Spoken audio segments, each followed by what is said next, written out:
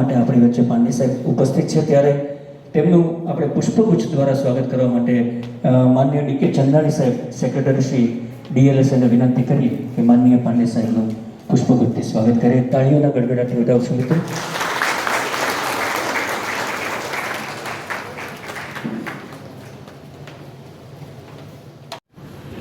Thanks a lot, sir, for your kind words.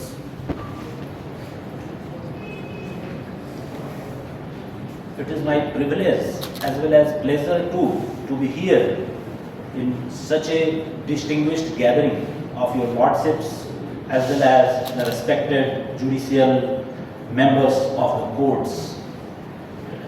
I extend my hearty gratitude particularly to most respected our Principal District and Session Judge Sahab, who has given me permission to deliver a knowledgeable session in this court, which has got much importance for me as well as for in the interest of program also.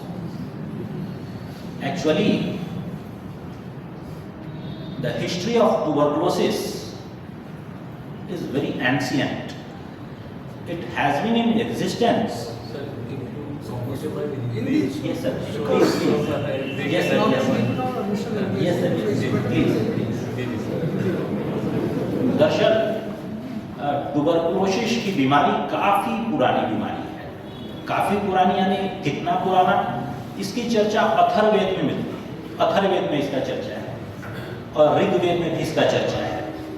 तो इससे यह पता चलता है कि यह कोई नई बीमारी नहीं है, बहुत ही पुरानी बीमारी है.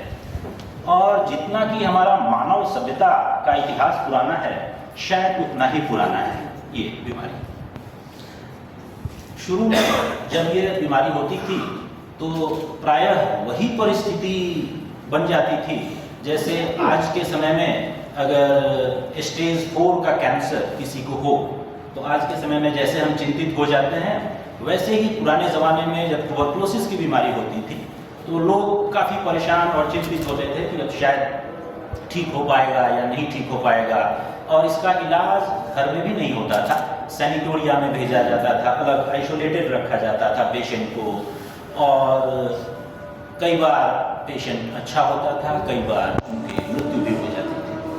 लेकिन जब से एंटीबायोटिक्स यानी केमोथेरेपी का एडवेंट हुआ, केमोथेरेपी जो फर्स्ट लाइन ड्रग्स हैं, मैं उनका नाम बता दूं आपको, आइसोनाइजाइड, रिफाम्पिसिन, पायराजिनामाइड एंड इथेम्बुटोल, ये फर्स्ट लाइन ड्रग्स हैं.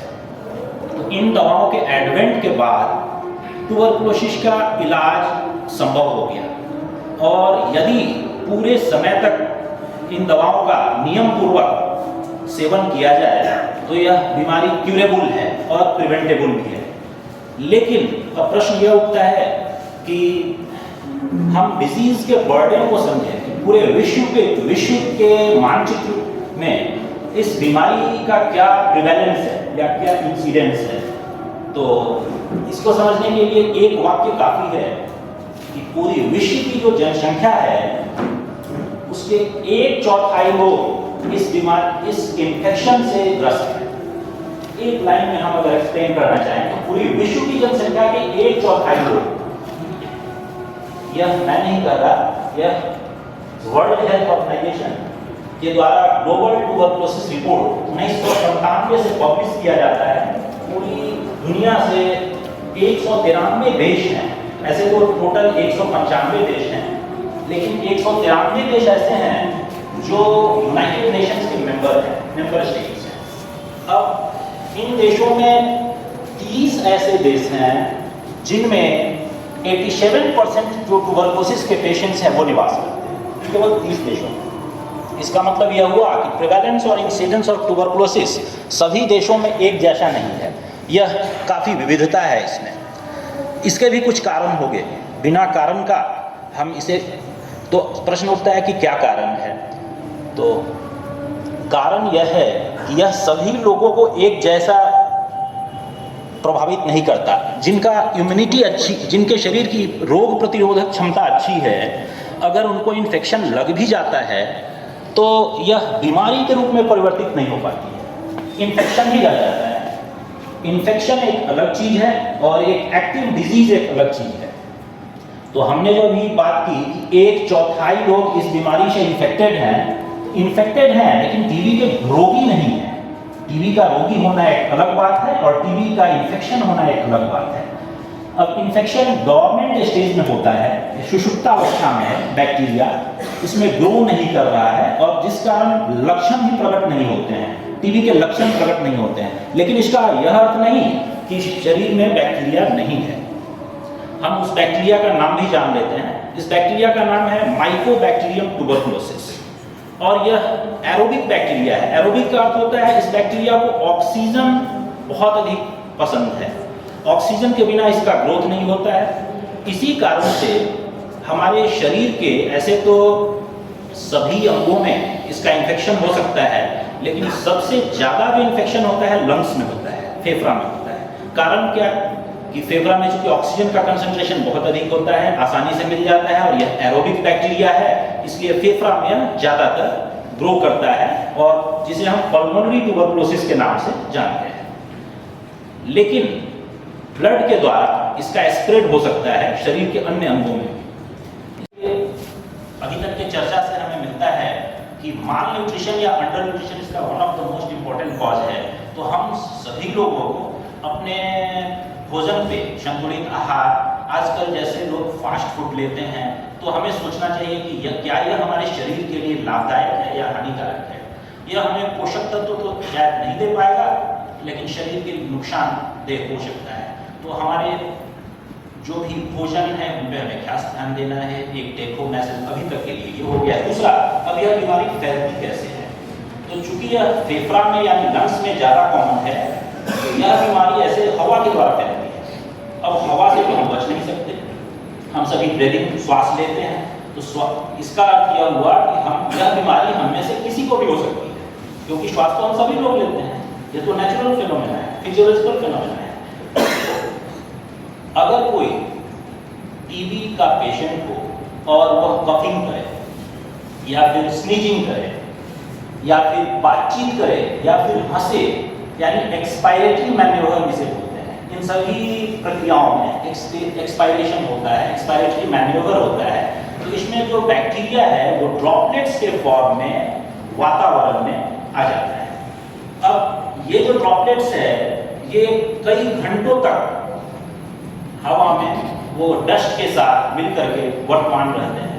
तो अब जब हम श्वास लेंगे, ब्रीदिंग करेंगे और वो हमारे लंग्स में आकर के दाखिल हो जाएगा और हमारा शरीर इन्फेक्टेड हो गया।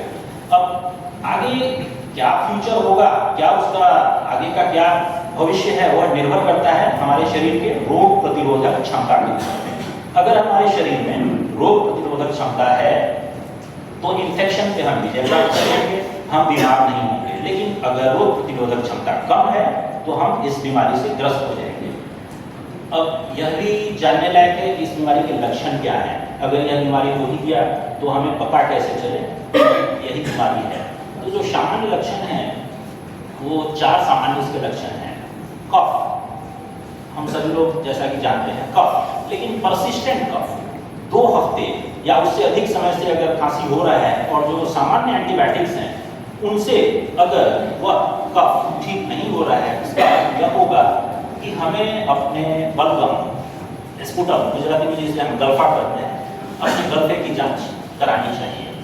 अब जांच कैसे कराई जाए? क्या जांच में कोई खर्च लगता है? तो नहीं, बिल्कुल नहीं। किसी भी सरकारी हॉस्पिटल में, गवर्नमेंट हॉस्पिटल में अगर हम जाएं तो जांच माइक्रोस्कोप के द्वारा किया जाता है। माइक्रोस्कोप के द्वारा किया जाता है जिसे हम स्पुटम स्मीयर माइक्रोस्कोपी कहते हैं और यह फ्री ऑफ कॉस्ट है और बहुत जल्द इसका रिजल्ट आ जाता है। तो एक तो हम स्पुटम स्मीयर माइक्रोस्कोपी के द्वारा डायग्नोसिस कर सकते हैं जिसे हम निदान कहते हैं। दूसरा, आजकल बहुत कम समय में, मात्र 90 मिनट में इस बीमारी का डायग्नोसिस होता है, जो एक cartridge based nucleic acid amplification test है जिसे हम CD-NAT के नाम से जानते हैं, और दूसरा एक TrueNAT है। वो हमारे जूनागढ़ शहर में अर्बन हेल्थ सेंटर है टिम्बावाली, वहाँ उपलब्ध है और वहाँ फ्री ऑफ कॉस्ट इसकी जांच होती है। तो जांच करा करके 90 मिनट में हमें पता चल जाएगा कि इन्फेक्शन है या नहीं है। और भी तरीके हैं। कई बार अगर बैक्टीरिया 1 ml में 1 ml में अगर 10,000 बैक्टीरिया प्रेजेंट है स्पुटम में यानी बलगम में, तभी हमारा माइक्रोस्कोप उसको पकड़ पाएगा, अदरवाइज पकड़ नहीं पाएगा। तो इसकी जो माइक्रोस्कोपी की जो सेंसिटिविटी है वो 30% से 70% तक वेरी करती है, लेकिन 100% नहीं। इसका अर्थ यह हुआ कि माइक्रोस्कोपी हमने करा भी लिया और उसमें अगर बैक्टीरिया नहीं आया तो हमें निश्चिंत नहीं होना चाहिए, क्योंकि वो 100% सेंसिटिव नहीं है। तो अब आगे क्या रास्ता है? अब आगे क्या करें? अगर सेंसिटिव नहीं है तो आगे का रास्ता है CD0 या DO0, जो कि बहुत ही सेंसिटिव है और बहुत कम बैक्टीरिया हो तो भी पॉलीमरेज चेन रिएक्शन हम बोलते हैं PCR के द्वारा उसके DNA का उसको रेप्लिकेट करा करके और उसको वो पकड़ लेता है कि हाँ ये बैक्टीरिया का प्रेजेंस है। इन सबों के अलावा एक्सरे चेस्ट का भी बहुत ही महत्वपूर्ण योगदान होता है डायग्नोसिस में। X-ray chest posterior anterior view, हम PA व्यू बोलते हैं एक्सरे को। उसमें ओपेसिटी जो हवा का फोटो है, लंग्स में हम सभी जानते हैं कि हवा भरी होती है, तो हवा का फोटो एक्सरे में काले रंग का आता है। तो जो काला हिस्सा है वो हवा है और जो बोन है उसका कलर डिफरेंट है एक्सरे में। हार्ट का जो शैडो है उसका भी कलर डिफरेंट है। अगर जहाँ पे हवा होना चाहिए वहाँ पे ओपेसिटी हो गई एक्सरे में, इसका अर्थ यह है कि लंग्स टिश्यू डैमेज हुआ है और लंग्स टिश्यू डैमेज होने के कारण बैक्टीरिया जो है माइकोबैक्टीरियम ट्यूबरकुलोसिस उसने लंग टिश्यू को डैमेज किया है और डैमेज होने के कारण सामान्यतः जहाँ पे हवा होना चाहिए था वहाँ पे हवा नहीं है, क्योंकि हवा रहने के लिए वहाँ पे जगह नहीं बचा, उसको डैमेज कर दिया गया है, तो ओपेसिटी आती है।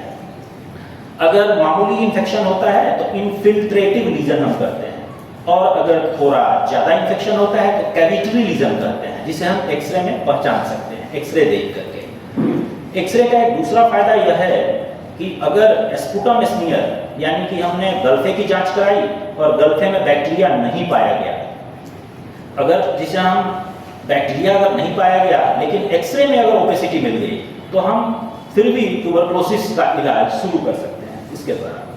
तो इस तरह से हम डायग्नोसिस करते हैं। इसके अलावा एक गोल्ड स्टैंडर्ड होता है जो कि सबसे बढ़िया है, लेकिन यह काफ़ी टाइम टेकिंग होता है डायग्नोसिस, जिसे हम कल्चर करते हैं, बैक्टीरिया का कल्चर करना। सॉलिड कल्चर करते हैं, लिक्विड कल्चर करते हैं। सॉलिड कल्चर में बहुत ज़्यादा समय लगता है, लिक्विड कल्चर में कुछ कम समय लगता है। इसके लिए एक खास तरह की मीडिया आती है जिसे हम LJ मीडिया बोलते हैं, लोनस्टीन जैनसन मीडिया, LJ मीडिया, इसके कल्चर के लिए। जब डायग्नोसिस हो गई फिर भी हम 100% क्योर रेट पे नहीं पहुंच पा रहे हैं। अभी जो हमारा लक्ष्य है TB एलिमिनेशन का 2025 तक जो रखा गया है भारत सरकार के द्वारा, उसके लिए क्योर रेट हमारा मैक्सिमम होना चाहिए, लेकिन क्योर रेट हमें 100% नहीं हो रहा है। इसका क्या कारण है? कारण यह है कि कुछ हफ्ते दवा लेने के बाद सिम्टम्स ठीक हो जाते हैं, लक्षण ठीक हो जाते हैं। अब व्यक्ति ऐसा समझता है कि अभी तो लक्षण है नहीं, अभी दवा क्यों हम खाएं, दवा खाने की जरूरत ही नहीं है। तो यह डॉक्टर्स के द्वारा बताए जाने के बावजूद भी कि यह दवा 6 महीने तक चलती है, बीच में दवा छोड़ दी जाती है पेशेंट के द्वारा, क्योंकि उनका ऐसा बिलीफ है कि अब जब सिम्टम नहीं है तो असल में हमें दवा खाने की जरूरत नहीं है, जो कि एक गलती है, बहुत बड़ी गलती है। और इस कारण से हालांकि ट्रीटमेंट उपलब्ध है, केमोथेरेपी उपलब्ध है, फिर भी दवा पूरे समय तक नहीं लिए जाने के कारण यह बीमारी ठीक नहीं हो पाता और क्रोनिक डिजीज में बदल जाता है। बाद में इसका एक भयानक रूप भी है जिसे हम मल्टी ड्रग रेसिस्टेंट ट्यूबरकुलोसिस कहते हैं या एक्सटेंसिवली ड्रग रेसिस्टेंट ट्यूबरकुलोसिस। इसमें सक्सेस रेट और भी कम होता है। अगर ड्रग सेंसिटिव ट्यूबरकुलोसिस में सक्सेस रेट 90% है तो ड्रग रेसिस्टेंट TB में 68% जैसा सक्सेस रेट होता है, यानी 100 में 68 को ठीक हो पाएंगे। तो अब हम क्या उपाय करें कि ड्रग रेसिस्टेंट TB के रूप में परिणत ही नहीं होते? इसका उपाय सिर्फ यही है कि directly observe treatment short course chemotherapy, जिसे हम डॉट्स के नाम से जानते हैं। तो डॉट्स की आवश्यकता क्यों पड़ी? इसीलिए पड़ी क्योंकि एडहेरेंस हम कहते हैं, अगर regular treatment, regular medicine patient के द्वारा नहीं लिए जाते हैं तो हम कहते हैं कि एडहेरेंस पुअर है।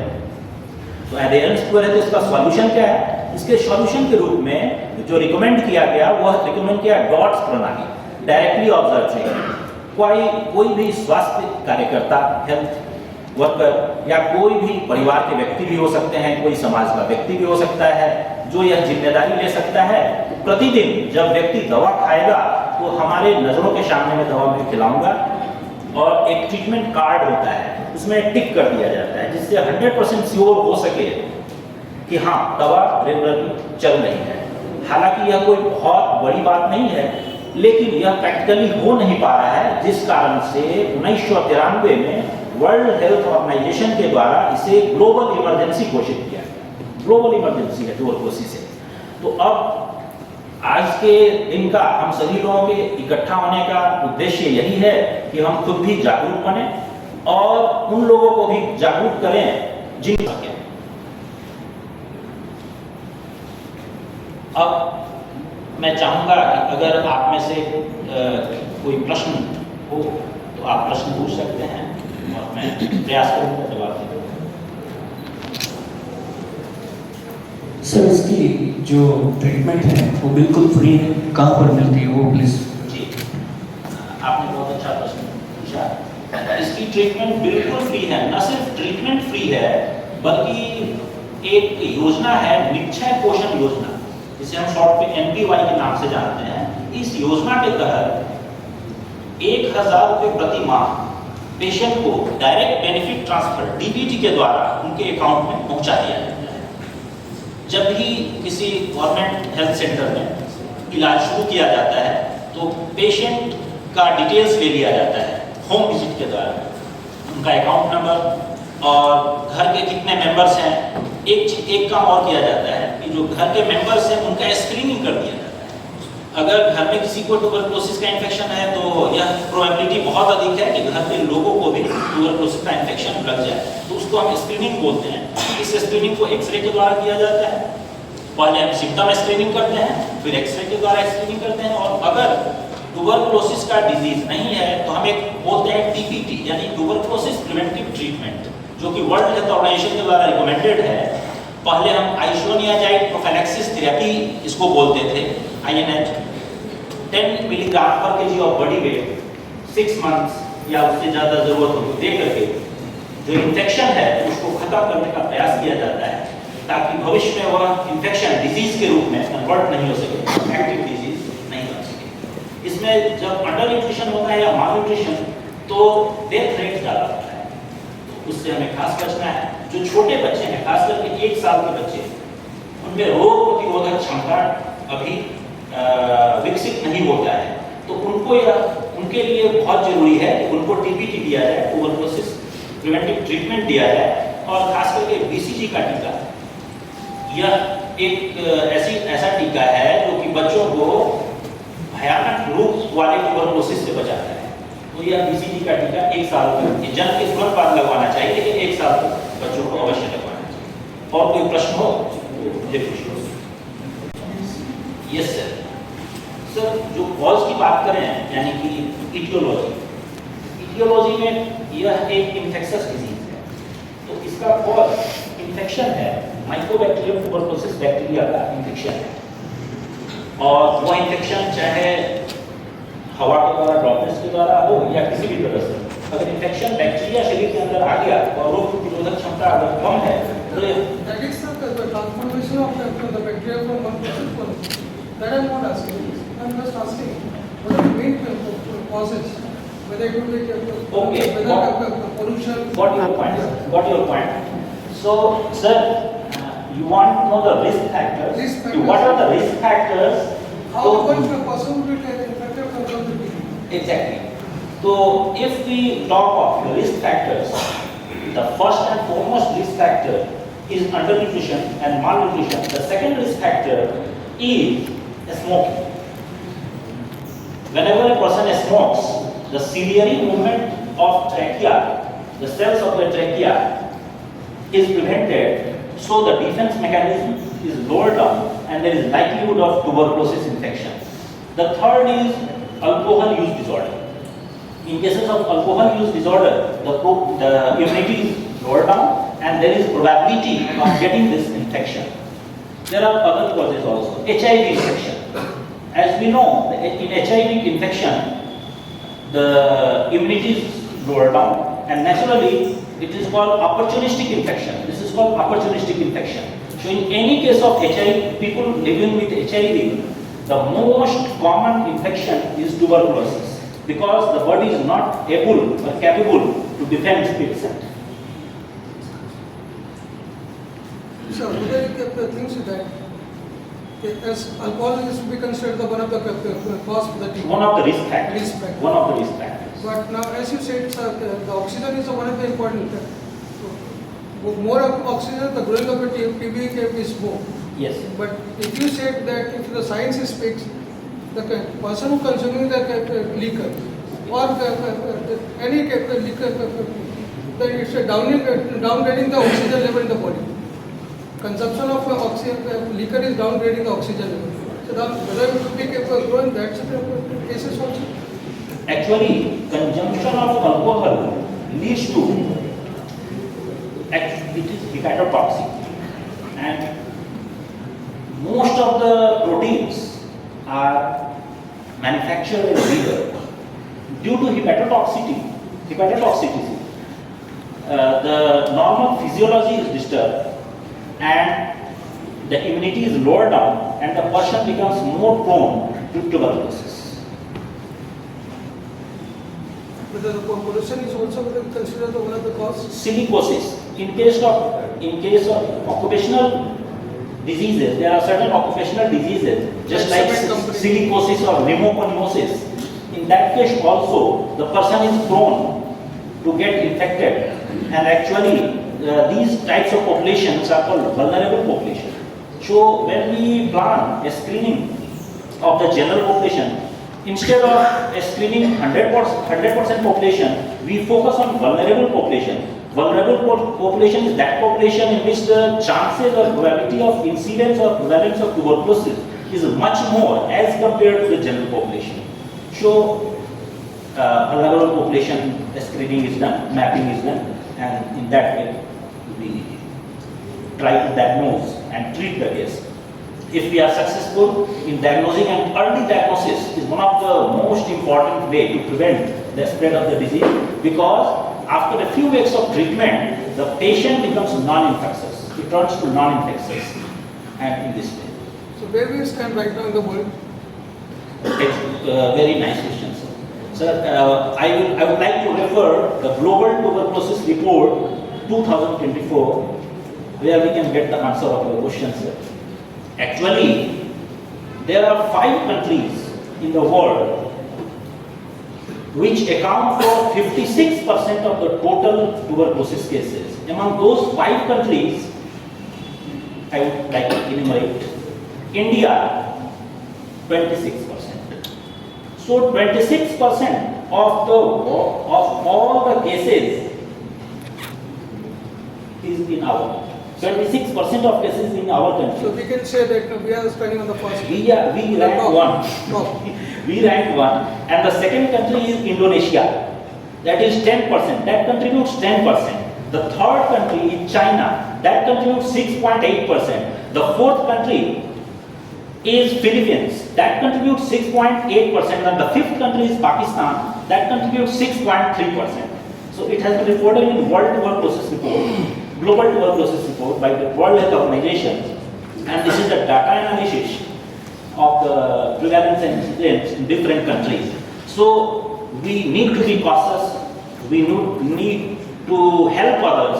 If we talk of the social justice as in the preamble of our Constitution of India, or if we talk of the Article 14, right of equality, and if we talk of the Article 21, that is right to life and personal liberty, and if we talk of the Article 51A, that is our fundamental duties, to get abide by the Constitution of India and to respect the ideals. So one of the ideals is social justice, to secure social justice. So in order to secure social justice, there is a program that is called Nikshay Mitra. Anyone in the society who wants to help the TB patients can become Nikshay Mitra, and a Nikshay Mitra actually adopts a tuberculosis patient for 6 months, which is actually the period for which the patient is treated. And for 6 months, on monthly basis, nutrition kit is provided by the Nikshay Mitra to the TB patients. As we just now discussed that undernutrition or malnutrition is one of the most important causes for poor outcome of this disease. So this program was launched on 9th September 2022 by our Honorable President of India. And actually tomorrow, that is 9th September, is the third year will be completed of this program. So we can also encourage people for becoming Nikshay Mitra, and by becoming Nikshay Mitra, they can help the society, they can help in securing social justice. And actually, all the tuberculosis officers of Gujarat were called at Raj Bhavan by Most Honorable Governor Sahab, and there, those persons who had adopted tuberculosis patients were honored by Most Honorable Governor Sahab in our presence, and just to encourage the society to get involved with this program. Similarly, we can also try to encourage people for becoming Nikshay Mitras and for securing social justice and for tuberculosis elimination target by 2025. We can help our nation in achieving this target. विजय कोई ने प्रश्न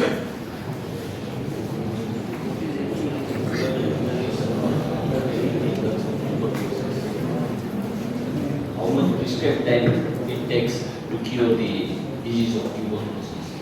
A very nice question, sir. Reformation after taking Sir, Indian level. virus immunity. So because very less number of people who understand the Yes, sir. Yes, So sir. we must answer. Please आपने प्रश्न किया यह कितने दिनों में बीमारी ठीक हो जाती है, क्योर हो जाती After taking reformation, है। आपने बहुत ही बढ़िया प्रश्न किया है। इसमें वेरिएशन होता है। वेरिएशन इसलिए होता है कि सभी लोगों की रोग प्रतिरोधक क्षमता एक जैसी नहीं होती है। अगर किसी की रोग प्रतिरोधक क्षमता कम है तो कई बार उसका ड्यूरेशन बढ़ाना भी पड़ता है। इसके लिए हम लोग फॉलोअप लेते हैं पेशेंट का। जिस दिन इलाज शुरू किया जाता है उस दिन हम बेसलाइन इन्वेस्टिगेशंस करवाते हैं पेशेंट का। बेसलाइन इन्वेस्टिगेशन में किडनी फंक्शन टेस्ट, जिसमें हम ब्लड यूरिया, सीरम क्रिएटिनिन करवाते हैं, liver function test, serum bilirubin, SGOT, SGPT करवाते हैं, और उन सभी टेस्ट के द्वारा हम देखते हैं कि परिस्थिति कैसी है, पेशेंट की परिस्थिति कैसी है, और उसके आधार पे हम बाद में मंथली एक होता है डिफरेंशिएटेड टीबी केयर, जिसको इंट्रोड्यूस किया गया है अच्छे आउटकम के लिए या क्यूर रेट बढ़ाने के लिए। डिफरेंशिएटेड टीबी केयर के तहत हम सभी पेशेंट्स का जो भी ऑन ट्रीटमेंट है उसका मंथली चेकअप करते हैं, उसका blood pressure, pulse, SpO2, weight बहुत इंपॉर्टेंट है, पेशेंट का वेट गेन होना चाहिए। वेट गेन बहुत महत्वपूर्ण है। अगर वजन बढ़ रहा है इसका मतलब वो रिस्पॉन्ड कर रहा है मेडिसिन से। अदरवाइज हमें सोचना होता है कि शायद ड्रग सेंसिटिव टीबी जो है वो कन्वर्ट होता जा रहा है ड्रग रेसिस्टेंट टीबी में। तो ड्रग रेसिस्टेंट टीबी के लिए अलग जांचें, पॉलीमरेज चेन रिएक्शन, CB0, जिसमें रिफॉर्मेशन रेसिस्टेंट है या नहीं है उसका पता चलता है। दूसरे भी टेस्ट हैं, LPA हम जिसको बोलते हैं, लाइन प्रोब ऐसे, first line LPA and second line LPA। इसके द्वारा हम पता कर लेते हैं कि अदर जो मेडिसिन हैं उससे रेसिस्टेंस है या नहीं। इसके अलावा लिक्विड कल्चर से भी हम रेसिस्टेंस का पता करते हैं और इस तरह से इलाज। So how it would be distinguished from the corona? Exactly, sir. It is never very easy to distinguish it from other conditions because there are certain conditions like corona or asthma or COPD, chronic obstructive pulmonary disease, and there are various other conditions in which the symptoms are common. That is, cough is there. So, if the patient is having cough, अगर patient को खांसी है तो हम यह नहीं कर सकते कि इसको ट्यूबरकुलोसिस है। खांसी वायरल भी हो सकता है, बैक्टीरियल भी हो सकता है, फंगल भी हो सकता है, बहुत से फंगस है उसके कारण भी होता है, स्मोकर्स का भी होता है, जो रेगुलर से स्मोकिंग करते हैं उनका भी खांसी एक नॉर्मल सी बात है और इसके लिए वो उस पर ध्यान भी नहीं देते हैं, वो इग्नोर करते हैं कि अरे हम तो स्मोकिंग करते हैं इसलिए खांसी है, लेकिन हो ही नहीं सकता और वो चपेट में आ जाती है। एक बार क्या हो जाने के बाद वो वल्नरेबिलिटी कितनी होती है, मतलब उसको सर ये आपने बहुत महत्वपूर्ण प्रश्न पूछा है। अगर एक बार क्योर हो गया इसका अर्थ यह नहीं है कि अब दूसरी बार उसको ट्यूबरकुलोसिस नहीं हो सकता है, यह कतई नहीं है। अगर फिर से वो खाने पीने पे ध्यान न दें, उनकी रोग प्रतिरोधक क्षमता किसी भी कारण से कम हो जाए तो दोबारा से ट्यूबरकुलोसिस हो सकती है। उसको रिलैक्स हम बोल सकते हैं, रिकरेंस बोल सकते हैं। इसमें certain exercises to develop or to ધન્યવાદ.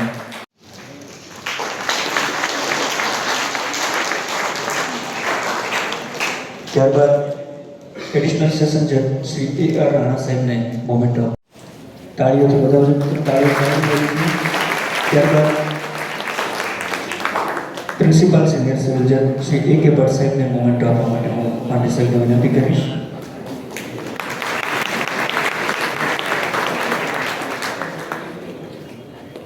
ચીફ જ્યુડિશિયલ મેજિસ્ટ્રેટ માનનીય શ્રી S.K. પઠાણ સાહેબને મોમેન્ટ આપવા માટે હું પાંડે સાહેબને વિનંતી કરીશ. સેકન્ડ એડિશનલ સિનિયર સિવિલ જજ શ્રી G.S. દરજી સાહેબને મોમેન્ટ આપવા માટે પાંડે સાહેબને વિનંતી કરીશ. થર્ડ એડિશનલ સિનિયર સિવિલ જજ શ્રી T.M. ચાપાનેરિયા સાહેબને મોમેન્ટ આપવા. फोर्थ एडिशनल सीनियर सिविल जज श्री F.F. बारडोलीवाला साहब ने memento fifth additional senior civil जज श्री T.M. शिवमानी साहब ने मोमेंटो लेवा माटे विनंती करी. एडिशनल सिविल जज श्री K.A. मारवाहा साहब जो અત્રે ઉપસ્થિત હોય તો તેમને વિનંતી કરીએ કે તેમનો મોમેન્ટો તેમના વતી મેડમને વિનંતી કરીએ કે મોમેન્ટો સ્વીકારે.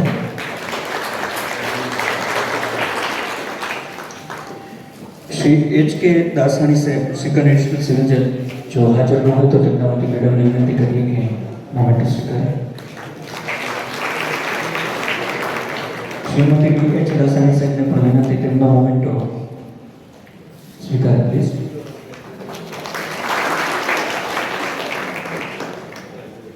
પશ્ચિમા ગર્ગ મેડમને મોમેન્ટો સ્વીકારવા માટે નમ્ર વિનંતી.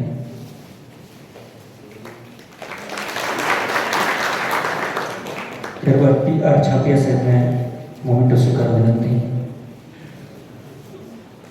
અને માનનીય સચિવ શ્રી D.K. ચંદાણી સાહેબને મોમેન્ટો સ્વીકારવા માટે નમ્ર વિનંતી કરીએ.